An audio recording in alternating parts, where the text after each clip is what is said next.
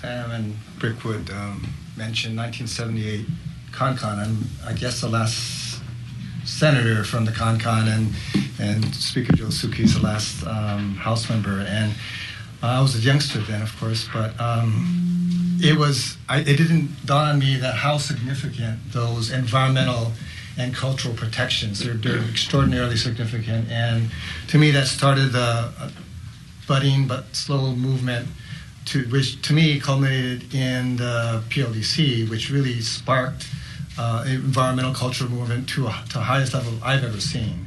And I think that the amount of opposition and the amount of caring that represents on all sides really, I think, speaks well to us as a community. I respect the nominees' confirmation opponents and their reasons. Most of the reasons, I agree, are valid. And I think that their fears are valid also. They have a right to be fearful, mainly because they don't know you, or it's a little unhurt.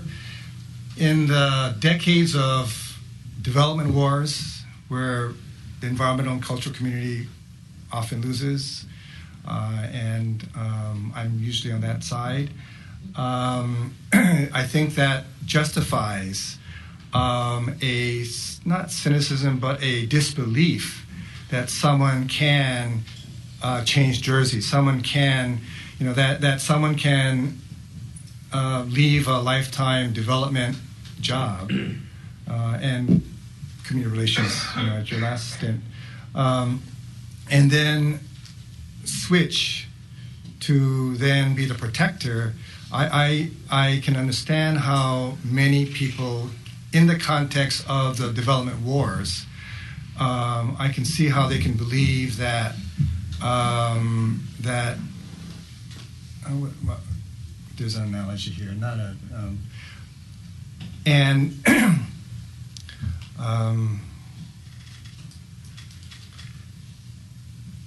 the other, I think, major concern is the lack of competency, lack of qualifications to enter the job. I think there's, amongst those who cherish environmental and cultural protections the most, really, really would want to have someone who is familiar and who is part of that community. So I think if you can understand that it's a major disappointment, and as they all say, it's not an offense to you. If this was a job interview and we had a few selections, I would not select you. But we are here to fulfill our constitutional duty to confirm, or advise and confirm, or reject. And that's our constitutional duty. So we are where we are. I do believe that the nominee is sincere in his commitment to the governor and the community and the public in protecting and conserving and preserving our environmental and cultural resources. And without a track record, we really don't know. I think it was a story today. It's like a leap of faith. And for many people in the community, it is a leap of faith. I happen to know the governor, and this is not political business as usual. But it'll take time for people to understand that, and he'll have to walk the talk about that. But in the context of business as usual, this is a dangerous appointment. And without that track record, there's nothing to rebut that concern. So it is, I think there is a certain level for a certain risk that we, if we confirm you, would take.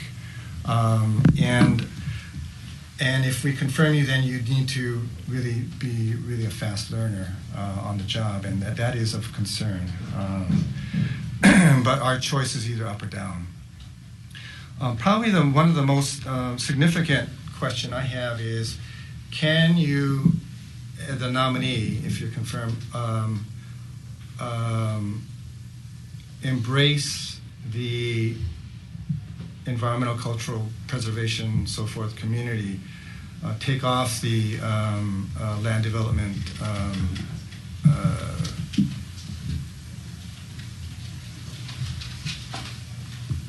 or switch cultures in a way. I'm not sure. The first question I asked the nominee was really about switching culture, and I don't think you got that, but I think it'll take a while, and it is to me a tremendous leap.